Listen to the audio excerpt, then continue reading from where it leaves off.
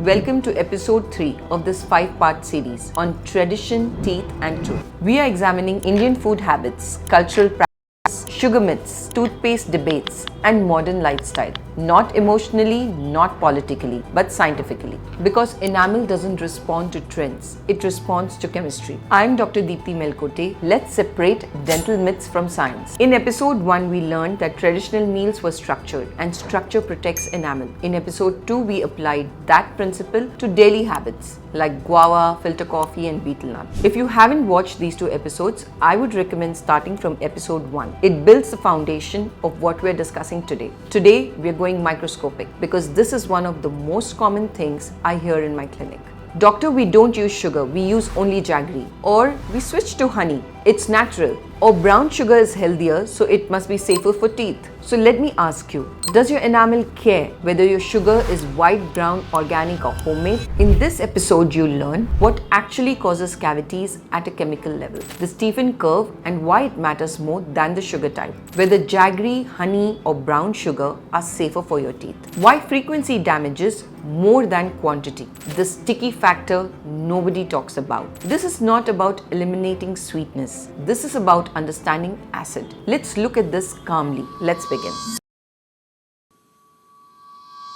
What actually causes cavities? Cavities do not form because something is processed. Cavities form when oral bacteria metabolize fermentable carbohydrates. Let me simplify that. When sugar touches your teeth, bacteria in plaque use it as fuel. As they break it down, acid is produced. That acid lowers the pH in your mouth. When the pH drops below 5.5, enamel begins to lose minerals. That process is called demineralization. Now here's the key. Your enamel does not respond to labels. It responds to acid. The acid drop. What happens when you eat sugar? Within minutes of consuming sugar, whether it's white sugar, jaggery, honey or brown sugar, the pH in your mouth drops. This drop can happen very quickly. If your saliva flow is healthy, your mouth slowly returns to neutral over 20 to 40 minutes. That recovery period is critical. That drop and recovery pattern has a name in dentistry. It's called the Stephan Curve. Now here's where modern eating becomes a problem. If you consume sugar again before your mouth has recovered, you trigger another acid drop and another and another. The issue is not one sweep. The issue is repetition.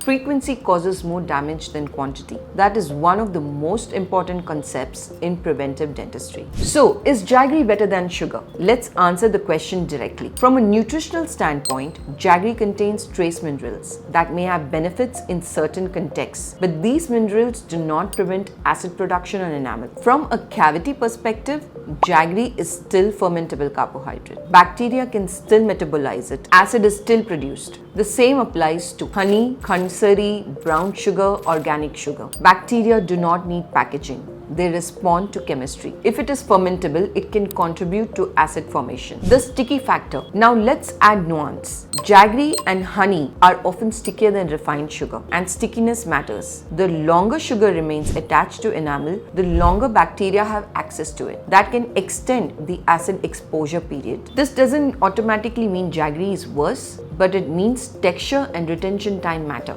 A sticky sweet that sits in grooves for hours is different from a sweet consumed and cleared within a meal. Structure matters. Again, the emotional part, which we don't like to hear. I know many families switch to jaggery thinking that they're protecting their children, and that intention comes from love. But if jaggery-based sweets are being eaten multiple times a day or sticky snacks are given repeatedly, the biological outcome is similar. This is not about fear, it's about clarity. Natural sugar is still sugar to oral bacteria. So what should you actually do? I'm not saying eliminate all sweetness. Dentistry is not about perfection. It's about managing exposure. If you choose to eat sweets, have them as a part of a structured meal. Avoid grazing on them all day. Rinse with water afterward. Brush twice daily. Get regular professional checkup. And if somebody in your family has a history of frequent cavities, dry mouth or orthodontic appliances, enamel protection becomes even more important. Let's talk more about that in the next episode. Bringing it back to the series, in episode 1, we learned that traditional meals contained acid exposure. In episode 2, we learned to evaluate habits through biology. Today, we clarified something essential. Your enamel responds to acid, not to whether something is natural.